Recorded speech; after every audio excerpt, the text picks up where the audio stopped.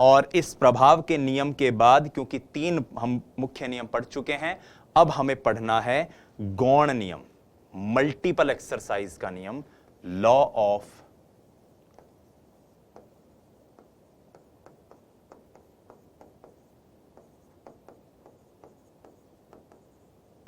Multiple exercise.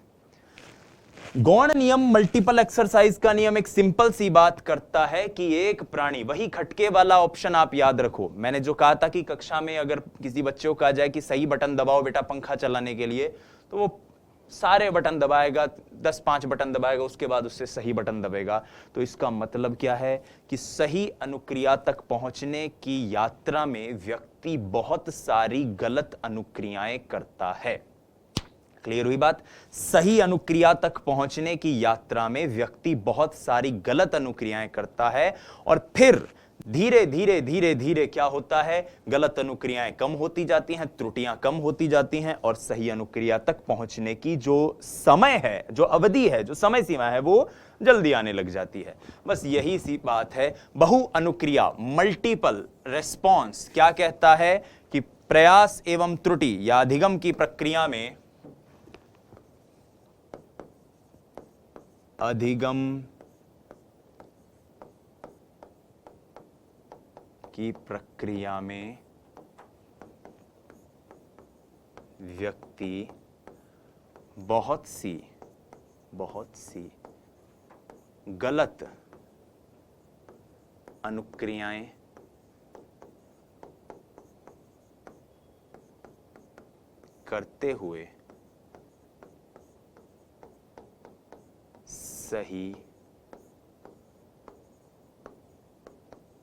हुए सही अनुक्रिया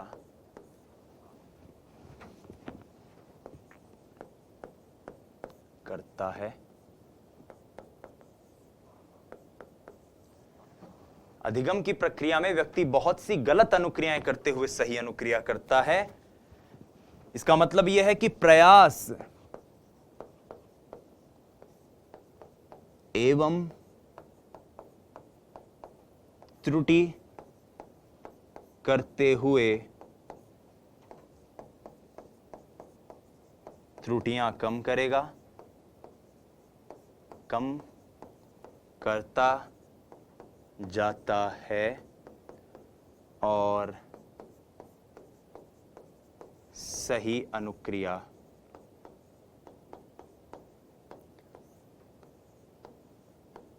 शीघ्र होती या होती जाती है की जगह हम कह सकते हैं होने लगती है, होने लगती है।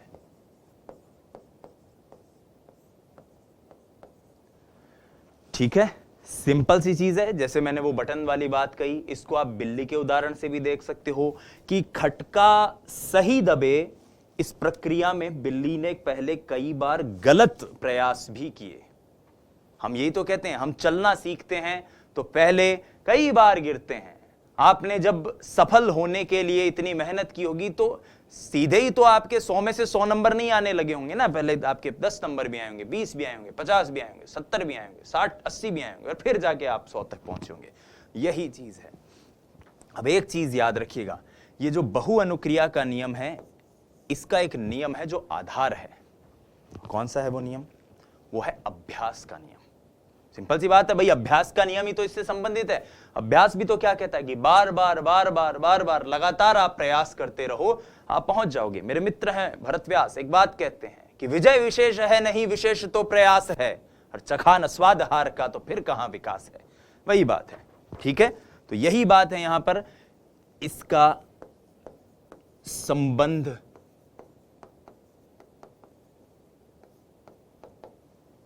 किस नियम से है? अभ्यास के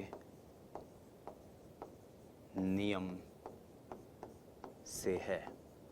इसका संबंध कौन से नियम से है? अभ्यास के नियम से। बहु अनुक्रिया के नियम के बाद आती है मनोवृत्ति। मनोवृत्ति दूसरा हमारा गौण नियम, law of mental attitude. Law of mental attitude जो कहता है कि जब तक व्यक्ति एक मनोदशा, एक मनोवृत्ति, एक मेंटल सेट, एक मेंटल एटीट्यूड नहीं बनाएगा कि मुझे यह काम करना है, तब तक वो ये चीज नहीं कर सकता। जब तक आप ये नहीं सोचोगे कि मुझे रीट की तैयारी करनी है, मुझे सफल होना है, तो 40 लाख के आसपास विद्यार्थी तैयारी करें, कितने ही विद्यार्थी तैयारी करें, क्या फर्क पड़ता है? आप भी उनकी फहरिस्त में शामिल हो जाओगे। लेकिन आपने सोचा कि देखो, चाहे लाख क्या 1 करोड़ बच्चे तैयारी कर रहे हों, मैं एक सीट के लिए तैयारी कर रहा हूं और उसके लिए मुझे जान की बाजी भी लगानी पड़ी तो मैं पीछे नहीं हटूंगा। वहां पर आपके अंदर क्या होगी? मनोवृत्ति, मेंटल एटीट्यूड, मेंटल सेट। ठीक है, अब यहां पर एक बात आनी चाहिए आपके दिमाग में कि सर ये वाली बात तो आपने तत्परता में भी कही थी, तो फिर इन दोनों में अंतर क्या है? इन दोनों में बड़ा बेसिक सा अंतर है कि साथियों की मनोवृत्ति सही होगी तभी तत्परता आएगी। क्लियर है? तत्परता तभी आएगी जब मनोवृत्ति होगी। तो एक बेसिक सी बात है कि यह मनोवृत्ति का नियम आधार बनता है किसका? तत्परता के नियम का। ठीक है, जब तक, सिंपल सी बात है, सिंपल सी बात में इन्हें समझ लेंगे। बाकी जो हम चर्चा कर रहे हैं इस वीडियो में, मैं पूरी उम्मीद करता हूं कि इससे आपको ये चीजें और बेटर क्लियर हो रही होंगी। ठीक है,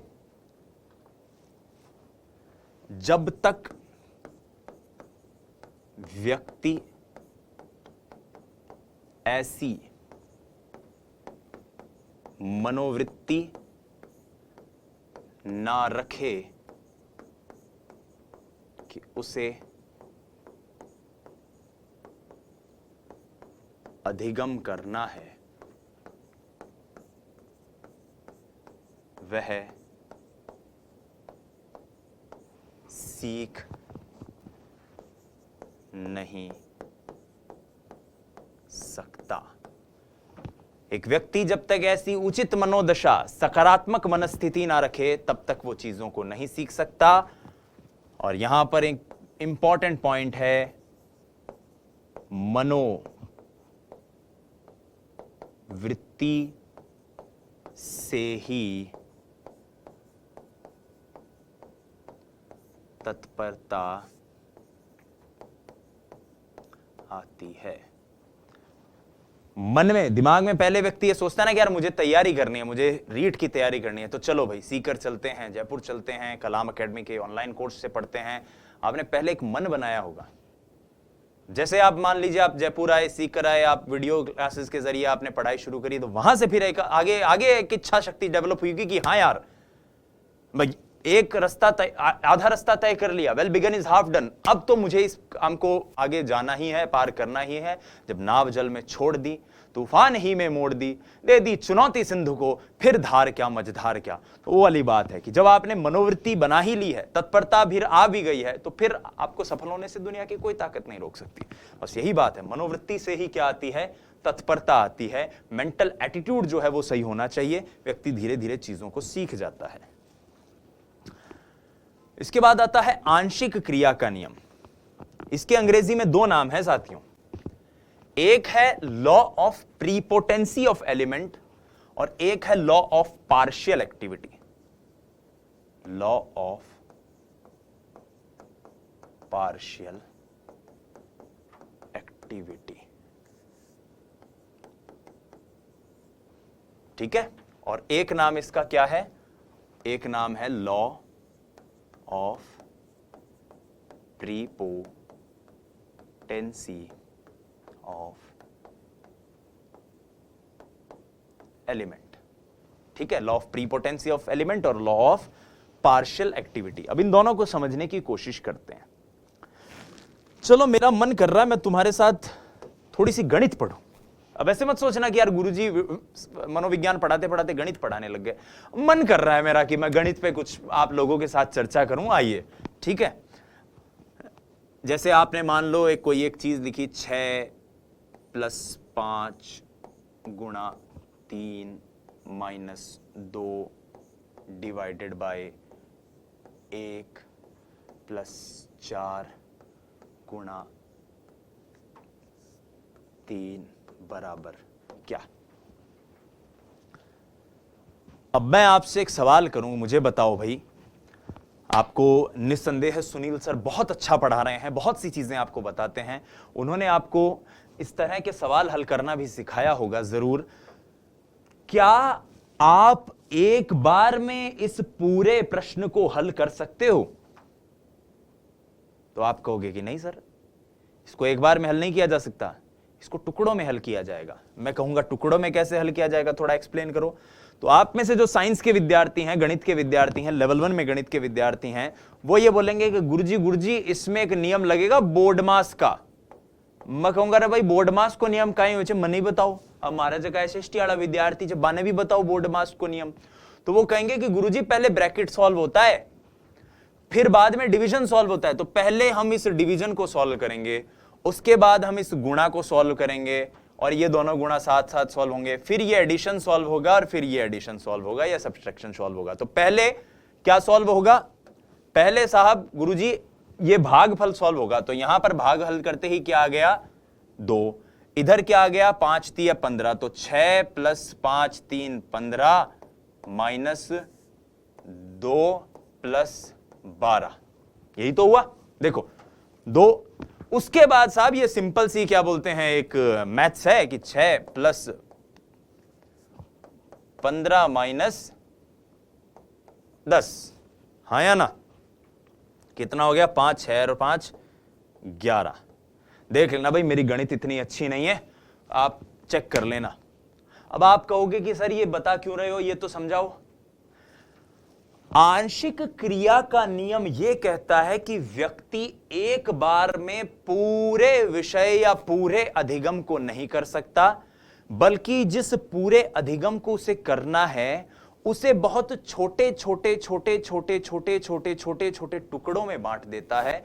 फिर उन टुकड़ों में जो उसे सही लगता है, मतलब जो टुकड़ा उसको लगता है कि यार इसका प्रभाव अच्छा है, इसको पहले कर लो, जो टुकड़ा सही है या जो टुकड़ा उचित है उस वक्त करना, उसको पहले कर लो, और धीरे धीरे धीरे धीरे धीरे धीरे वो पूरी चीज को समझ लेता है।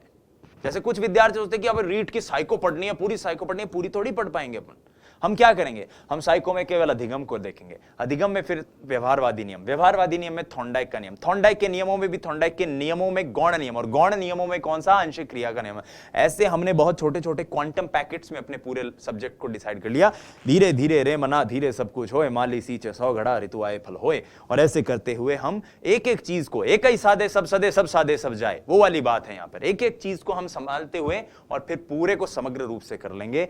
यही आंशिक क्रिया का नियम है, जिसको हम कहते हैं part to whole. Part to whole, whole to part कौन कहता है? गेस्टाल्टवाद कहता है। जिनको नहीं पता है कोई बात नहीं, 2 वीडियो 3 वीडियो के बाद गेस्टाल्टवाद आ जाएगा। लेकिन पार्ट टू होल, अंश से पूर्ण की ओर, अंश से पूर्ण की ओर, यह नियम ही बताता है, अंश से पूर्ण की ओर। आज आपको ये सारी चीजें समझ में आ रही है। एक दिन किसी मास्टर ने आपको ABCD लिखना सिखाया होगा, एक दिन किसी मास्टर ने आपको कै खे ग लिखना सिखाया होगा, एक दिन किसी मास्टर ने आपको 1 2 3 लिखना सिखाया होगा। ये अंश से उसने 0 से शुरू किया और धीरे धीरे धीरे धीरे धीरे धीरे आपको पूर्णता की ओर ले गया। यही आंशिक क्रिया का नियम है। यही आंशिक क्रिया का नियम है कि इस पूरे संप्रत्यय को, इस माफ कीजिएगा, इस पूरे फिगर को, इस पूरे इक्वेशन को सॉल्व एकदम से नहीं किया जा सकता। पहले आपको इसके इस हिस्से को सॉल्व करना होगा, फिर इस हिस्से को, फिर इस हिस्से पर अनुक्रिया होगी। यानी कि आपको आंशिक हिस्से पर अनुक्रिया करते हुए अधिगम को करना है। यही आंशिक क्रिया का नियम है। ठीक है दोस्तों, आइए इसको लिखने की कोशिश करते हैं। अधिगम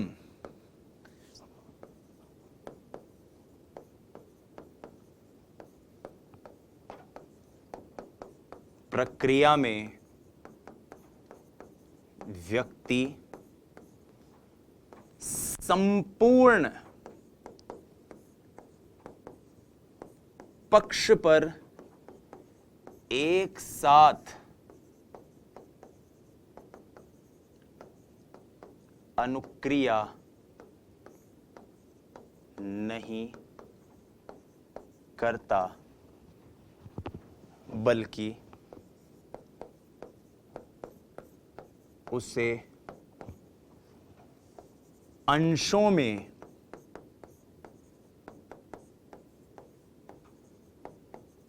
विभाजित कर देता है।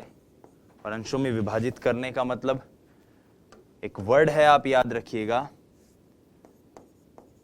संगत व असंगत तत्व। मतलब वो जो काम के हैं, वो जो नहीं काम के। अब ये संगत असंगत मैं लिखवा रहा हूं, इतना डिटेल में कभी याद भी नहीं करना, बस आपको पता होना चाहिए।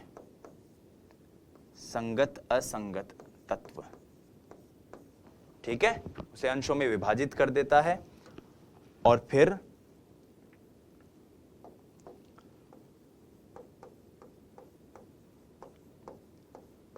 उस अंश के प्रति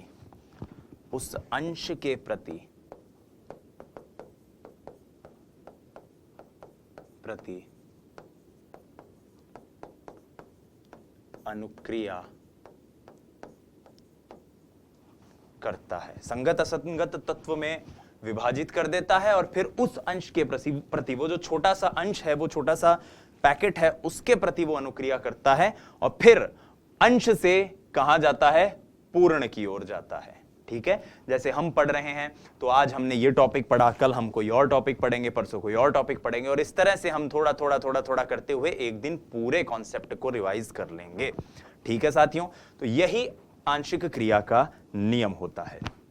फिर आता है सादृश्यता द्वारा अनुक्रिया का नियम। सादृश्यता द्वारा अनुक्रिया का नियम, ये सादृश्यता द्वारा अनुक्रिया का नियम क्या है, आइए समझने की कोशिश करते हैं। इसको कहते हैं law of response, RESPONSE, by analogy. Law of response by analogy. Law of response by analogy का मतलब क्या है कि दो चीजों में कितनी सादृश्यता है, कितनी समानता है, उसी के आधार पर व्यक्ति अनुक्रिया करता है। अब ये आपको थोड़ा सा कंफ्यूजिंग लग रहा होगा कि ये बात क्या कह रहे हैं सर, थोड़ा सा एक्सप्लेन करूं। तो मान लो मैं ये कहूं कि आप रीट की तैयारी कर रहे हो और रीट के लिए आप पढ़ रहे हो एजुकेशनल साइकोलॉजी। एजुकेशनल साइकोलॉजी में भी पढ़ रहे हो आप अधिगम, और अधिगम में भी आप पढ़ रहे हो थॉर्नडाइक के नियम। अब मेरे एक सवाल का जवाब देना मेरे साथियों कि ये जो नियम आप इस वीडियो लेक्चर में पढ़ रहे हो, किसके लिए पढ़ रहे थे आप? रीट के लिए। ध्यान से सुनना, रीट के लिए ये जो वीडियो लेक्चर में आपने नियम पढ़े थॉर्नडाइक के द्वारा दिए हुए अधिगम के, क्या इस वीडियो में इन नियमों की सहायता से, इस वीडियो में पढ़ाए हुए कंटेंट की सहायता से इसी टॉपिक का कोई क्वेश्चन अगर सेकंड ग्रेड में आ जाए, अगर फर्स्ट ग्रेड में आ जाए, अगर सीटेट में आ जाए, अगर यूपी टेट में आ जाए, अगर सुपर टेट में आ जाए, अगर केवीएस में आ जाए, अगर एचएम की परीक्षा में आ जाए, पीटीआई की परीक्षा में आ जाए, तो क्या आप इस वीडियो में जिसमें हमने अधिगम के नियम पढ़े हैं, इन नियमों को इस वीडियो में पढ़ के आप इन सारी परीक्षाओं के क्वेश्चन हल नहीं कर सकते इस टॉपिक के? कहो हाँ या ना। हाँ ही कहोगे जाहिर सी बात, या कह रहे होगे मैं तो सुन नहीं पा रहा हूं। ठीक है, ऐसा क्यों हुआ? सवाल ये उठता है कि ऐसा क्यों हुआ? ऐसा इसलिए हुआ गुरुजी, बावड़ी बात मत करो, टॉपिक सेम थे, टॉपिक एक जीशा था। जना में रीट में पढ़ लिया अरबी टॉपिक, वही टॉपिक बैठा जो जना बी को उत्तर दे दिया, इमत तो माहौल बना बाकी की जरूरत है, आपका ये जवाब होगा। तो दोस्तों ये टॉपिक का सेम होना और इस कारण उद्दीपक एक जैसे थे, उद्दीपकों में सादृश्यता थी, इसीलिए अनुक्रिया भी सेम हुई। यही सादृश्यता द्वारा अनुक्रिया का नियम है। आ गई बात समझ में? सादृश्यता द्वारा अनुक्रिया का नियम क्या है कि दो परिस्थितियों में, दो उद्दीपकों में सादृश्यता अगर होगी, एनालॉगी होगी, एक जैसे होंगे, समानताएं होंगी, तो उनको लेकर जो अनुक्रिया भी व्यक्ति करेगा वो भी एक जैसी होगी। बस यही सादृश्यता द्वारा अनुक्रिया का नियम है और इसी सादृश्यता द्वारा अनुक्रिया के नियम को हम अब समझने की कोशिश करते हैं, लिखने की कोशिश करते हैं कि यदि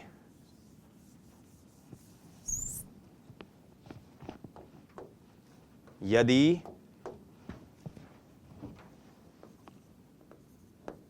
दो भिन्न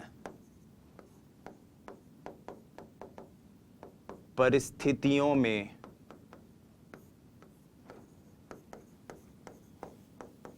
सादृश्यता समानता होती है तो उनसे संबंधित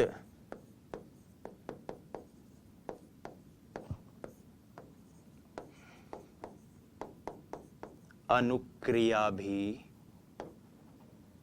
एक समान होती है। और क्यों होती है? क्योंकि एक परिस्थिति में जो अनुक्रिया व्यक्ति ने करी, उसी अनुक्रिया को वो दूसरी परिस्थिति में क्या कर देता है? स्थानांतरित कर देता है, अगर परिस्थितियों में सादृश्यता है तो। क्यों? क्योंकि एक परिस्थिति की अनुक्रिया का, ये डिटेल में आपको नोट्स में लिखे हुए मिल रहे हैं, चिंता मत कीजिए, यहां सिर्फ समझने की कोशिश कीजिए जब आप इस वीडियो को देख रहे हैं। तो परिस्थिति की अनुक्रिया का, एक परिस्थिति की अनुक्रिया का दूसरी में स्थानांतरण हो जाता है। एक परिस्थिति की अनुक्रिया का दूसरी परिस्थिति में क्या हो जाएगा भाई? स्थानांतरण हो जाएगा। और इसीलिए अब यहां पर दो इंपॉर्टेंट पॉइंट बता रहा हूं, दो इंपॉर्टेंट पॉइंट कंठस्थ कर लेना। इसीलिए इसे कई मनोवैज्ञानिक आत्मीकरण का नियम भी कहते हैं। ठीक है, कई मनोवैज्ञानिकों ने इसे क्या कहा है? आत्मीकरण, एसिमिलेशन का लॉ, आत्मीकरण का नियम। क्यों? क्योंकि एक जगह आपने जो चीज आत्मसात की थी, उसको दूसरी जगह पर आपने प्रदर्शित कर लिया। अब एक जगह आपने आत्मसात की थी, दूसरी जगह आपने प्रदर्शित किया, इसका उपयोग होगा या नहीं होगा? ज्ञान, और ज्ञान के साथ साथ अनुभव, अनुभव के साथ साथ स्मृति, तो पुराने अनुभव यहां पर उपयोगी होंगे या नहीं होंगे? भाई रीट में आपने कोई चीज याद करी तो या तो रीट के लिए करी थी, अनुभव तो रीट के लिए लिया था, काम आ रहा है सेकंड ग्रेड में, काम आ रहा है फर्स्ट ग्रेड में, काम आ रहा है सी टेट में, काम आ रहा है यूपी टेट में, काम आ रहा है एच टेट में। तो अनुभवों का बहुत महत्वपूर्ण योगदान है यहां पे। किसका? अनुभवों का। याद रख लेना इस बात को, अनुभव। सिर्फ अनुभव लिख रहा हूं, आगे की बात मैं जानता हूं मेरे विद्यार्थी समझ जाएंगे। लेकिन सबसे इंपॉर्टेंट बात यह है कि कुछ वीडियोस के बाद हम एक टॉपिक पढ़ेंगे जो रीड के लिए बड़ा इंपॉर्टेंट है। उस टॉपिक का नाम होता है अधिगम का स्थानांतरण, ट्रांसफर ऑफ लर्निंग। और उस अधिगम के स्थानांतरण के नियमों में हम एक नियम पढ़ेंगे, समरूप तत्वों का सिद्धांत, अनुरूप तत्वों का सिद्धांत, लॉ ऑफ आइडेंटिकल एलिमेंट्स। ये तब पढ़ेंगे कुछ वीडियोस बाद, 5-7 वीडियो के बाद आएगा ये टॉपिक। और वो जो समरूप तत्वों का सिद्धांत हम तब पढ़ेंगे, उस समरूप तत्वों के सिद्धांत के प्रतिपादक होते हैं एडवर्ड ली थॉर्नडाइक। और वो समरूप तत्वों का सिद्धांत कुछ और नहीं है, वो यही सादृश्यता द्वारा अनुक्रिया का नियम है। याद रह जाएगी ये बात? ठीक है, समरूप तत्वों का सिद्धांत,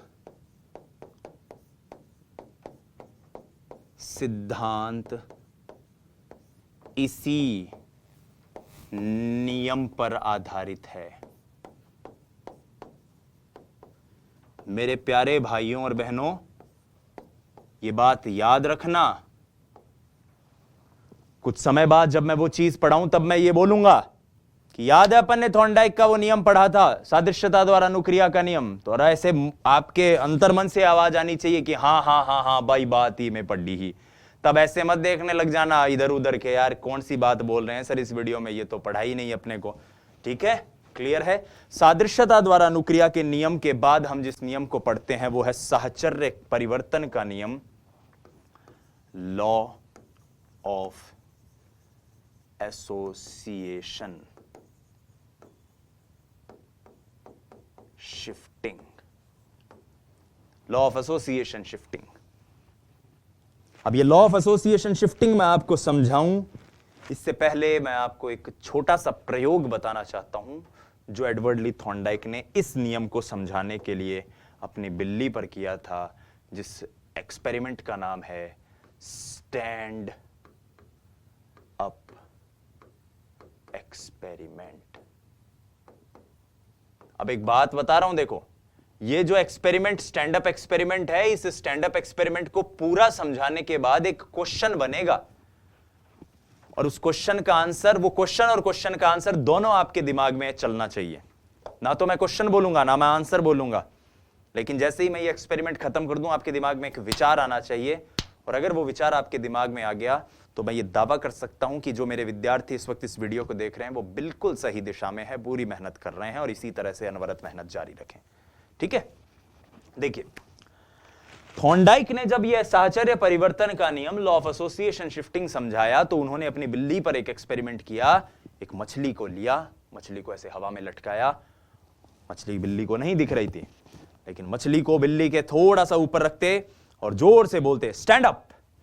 ऐसे बिल्ली के सामने मछली को रखते स्टैंड अप, और बिल्ली उछलकर मछली को खा लेती।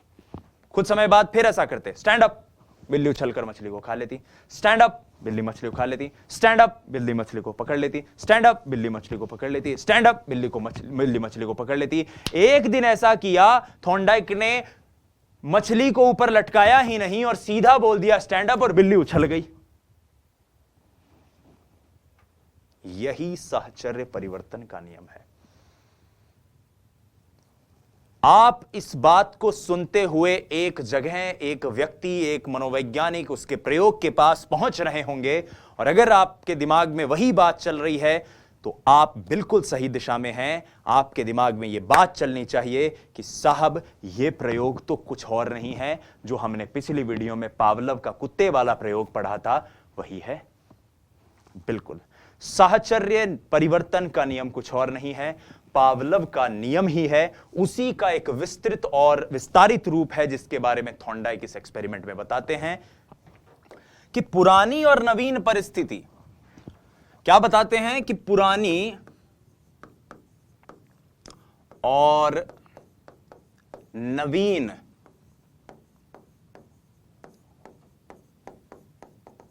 परिस्थिति में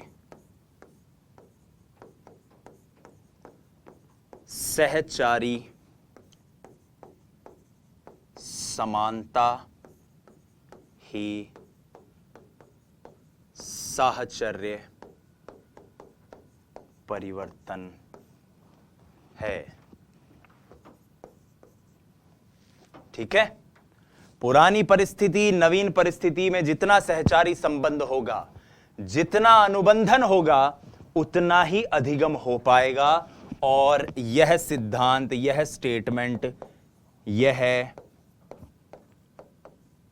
पावलव के शास्त्रीय अनुबंधन के समानांतर है। पावलव के शास्त्रीय अनुबंधन के समानांतर है ये वाला प्रयोग।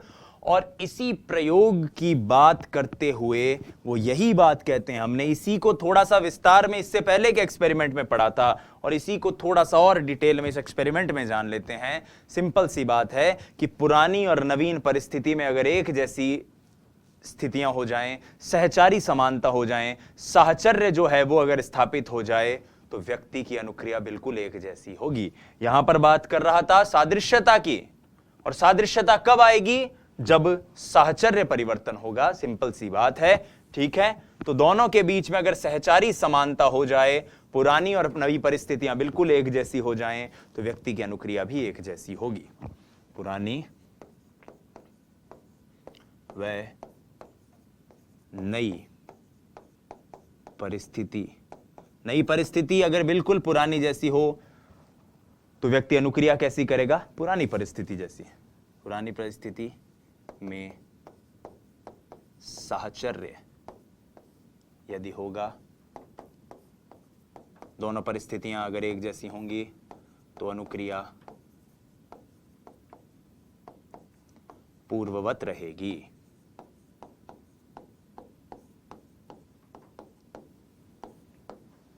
ठीक है, ये थॉर्नडाइक के 5 महत्वपूर्ण गौण नियम थे जिनकी हमने बात कही।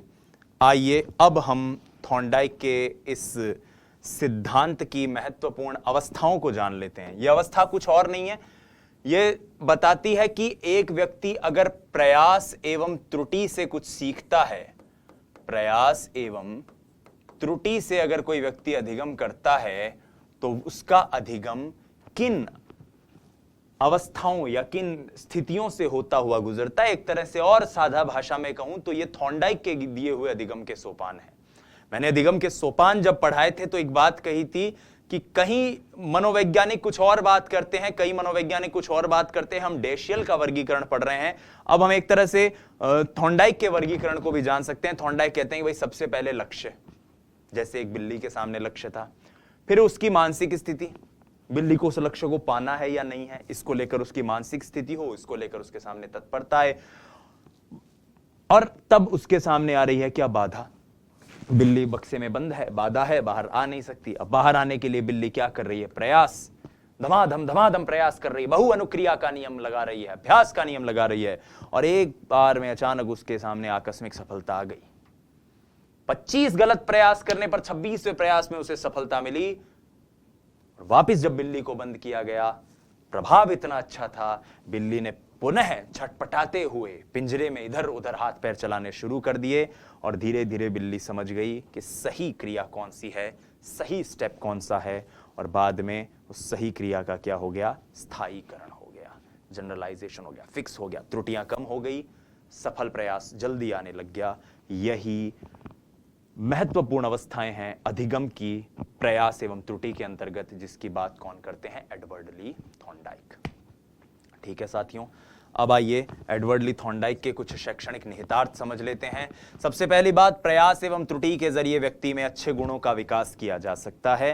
व्यक्ति को अच्छी अच्छी चीजें सिखाई जा सकती है, बार बार उसको कुछ अच्छी चीजें सिखाई जाएंगी, प्रयास करेंगे, व्यक्ति जल्दी सीखता है। मंदबुद्धि विद्यार्थी जो हैं उनके अधिगम में यह विधि सहायक है, क्योंकि बार बार वो दोहराएंगे, धीरे धीरे धीरे धीरे धीरे धीरे, क्योंकि इससे तो किसी भी व्यक्ति को सिखाया जा सकता है, यांत्रिक विधि है, मैंने पहले ही बताया था पावलोव की तरह। तो मंदबुद्धि विद्यार्थी के लिए भी ये इसका शैक्षणिक महत्व है। इस अधिगम की प्रक्रिया में इच्छा शक्ति, विल पावर का बहुत महत्वपूर्ण योग है। विल पावर, क्योंकि विल पावर होगी तो व्यक्ति में मनोवृत्ति आएगी, और अच्छी मनोवृत्ति अगर उसके अंदर होगी तो व्यक्ति में तत्परता जन्म लेगी। हाँ या ना? ये सारी बातें हमने अभी अभी समझी। तो इन सब चीजों के कारण ये इंपॉर्टेंट है। सबसे इंपॉर्टेंट बात कि ये सिद्धांत गलतियों से सीखने पर बल देता है। व्यक्ति गलतियों का पुतला है, जितनी गलतियां करेगा उतना ही अच्छा समझेगा, उतना ही बेहतर ढंग से वो चीजों को सीखेगा। तो गलतियों से सीखने की बात है कि अपनी गलतियां जो है वो करते जाओ। पीटर डिंकलेज एक बहुत महान अमेरिकन एक्टर हैं, और पीटर डिंकलेज एक बात कहते हैं, हॉलीवुड के एक्टर हैं, अगर आपने देखा हो तो टिरियन लैनिस्टर नाम का उनका एक कैरेक्टर था जो उन्होंने गेम ऑफ थ्रोन्स में निभाया था। एक बड़े हाइट बहुत कम है उनकी, 4 फुट हाइट है। उन्होंने यही बात कही है, वो कोट मैं आपको यहां पर बताना चाहता हूं। उन्होंने कहा कि always try to make mistakes but try not to repeat the one you have made earlier. Always try to do new mistake. Hindi में समझा देता हूं कि गलतियां करो, बार बार गलतियां करो, लेकिन पिछली बार जो गलती की उसे रिपीट मत करो, हर बार नई गलती करो। नई गलती करोगे तो आप और बेहतर होते जाओगे। गलतियों से सीखने की बात यह सिद्धांत करता है।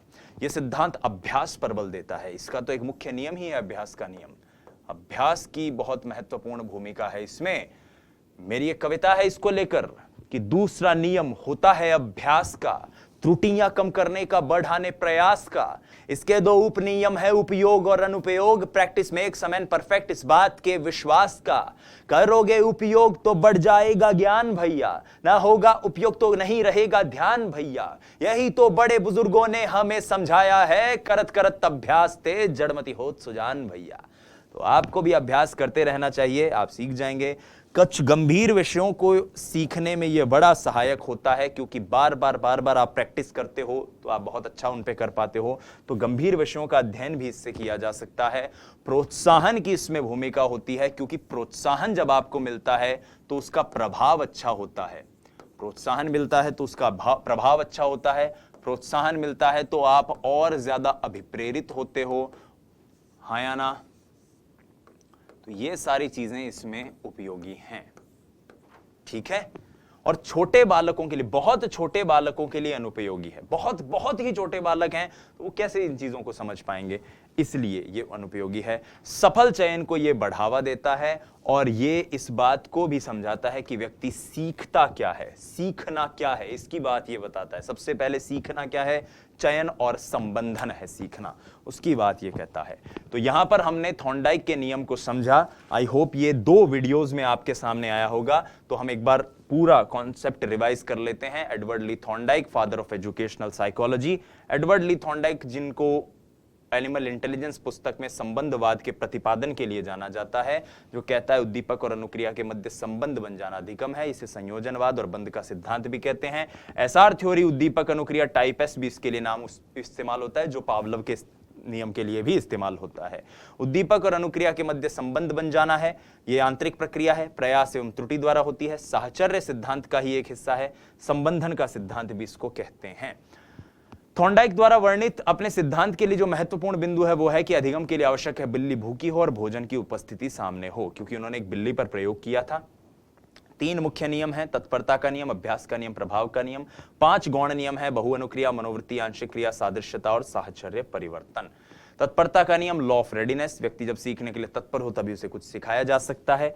अभ्यास का नियम, बार बार अभ्यास करेंगे चीजें सुधर जाएंगी। प्रयोग और अनुप्रयोग या फिर उपयोग और अनुपयोग, इसके 2 मुख्य नियम के जो उपनियम है। तीसरा है प्रभाव का नियम। प्रभाव का नियम कहता है कि किसी अनुक्रिया का प्रभाव संतोषजनक होगा तो बार बार होगी, नहीं होगा तो नहीं होगी। संबंध रुचि से है, स्मृति से है, सुखद अनुभव जल्दी सिखाते हैं। और यही प्रभाव का नियम क्रिया प्रसूत अनुबंधन के लिए भी एक महत्वपूर्ण आधार बिंदु बना। फिर गौण नियमों में बहु अनुक्रिया, बहुत सारी अनुक्रिया करता है व्यक्ति सही अनुक्रिया करने से पहले, गलत अनुक्रिया। मनोवृत्ति, मेंटल सेट, दिमाग से व्यक्ति अगर चाहेगा चीजों करना तभी जाकर वो आगे बढ़ पाएगा, इच्छा शक्ति की ही बात। आंशिक क्रिया, हम छोटे छोटे पैकेट्स में, हिस्सों में चीजों को बांट देते हैं। सादृश्यता अनुक्रिया, 2 परिस्थितियों में अगर सादृश्यता होगी तो अनुक्रिया समान होगी। और साहचर्य परिवर्तन का मतलब है कि दोनों परिस्थितियों में साहचर्य होना जरूरी है। साहचर्य होगा तब सादृश्यता होगी और फिर अनुक्रिया समान हो जाएगी। उसके बाद हमने महत्वपूर्ण अवस्थाएं देखी थी और कुछ शैक्षणिक महत्व भी जानने की कोशिश की थी अभी। तो प्यारे विद्यार्थियों, बहुत बहुत धन्यवाद आपका कि आपने इस वीडियो को देखा। हम कोशिश करेंगे कि आपके सामने नया अपडेटेड कंटेंट जल्दी से जल्दी ये लाते रहें। आप भी हमारे साथ बने रहिए, क्योंकि आपके साथ सहयोग, समर्थन और सुझाव की हमें हमेशा जरूरत रहती है। टीम कलाम आपके लिए पूर्णतः अपडेटेड वीडियो लेक्चर लेकर आ रही है, ताकि आपके 2021 के रीट के कंटेंट को भी इसमें समाहित करके उसके क्वेश्चनों को भी इसमें लेकर आप तक लाया जा सके। और इस प्रयास में हमें पूरा भरोसा है कि हमारे विद्यार्थी हमारे साथ जरूर रहेंगे, क्योंकि तेरे जुनून के साथ सफर में मेरा यकीन भी शामिल है। तेरा इम्तिहान तेरे जितना मेरा भी है दोस्त। बहुत बहुत धन्यवाद। जय हिंद, वंदे मातरम। स्वस्थ रहिए, मस्त रहिए, अपनी तैयारी में व्यस्त रहिए। नमस्कार।